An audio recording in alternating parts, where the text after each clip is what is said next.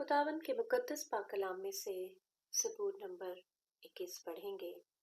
ऐ खुदावंद, तेरी कुव्वत से बादशाह खुश होगा और तेरी निजात से उसे नहायत शादमानी होगी।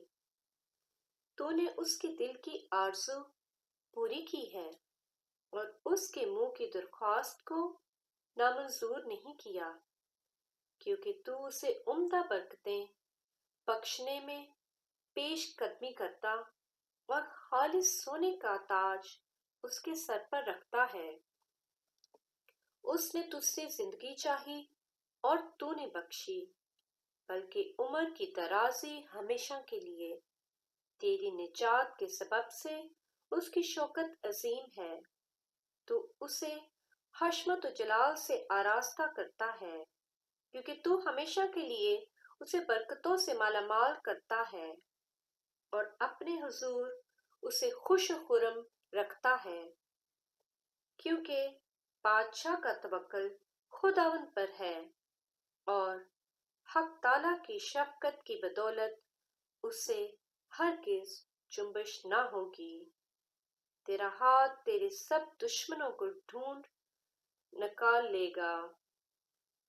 तेरा दाहिना हाथ तुझसे कीना रखने वालों का पता लगा लेगा। तू अपने कहर के वक्त उनको जलते तनूर की मानित कर देगा।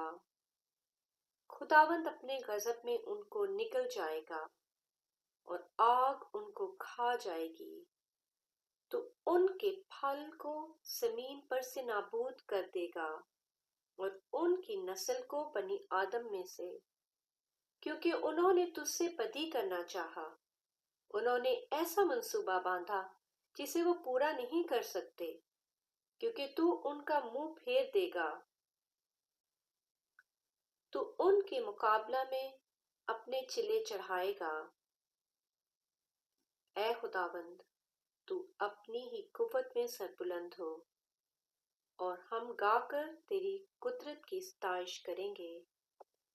पाक कलाम के पढ़े और सुने जाने पर खुदावंद की बरकत हो। आमीन।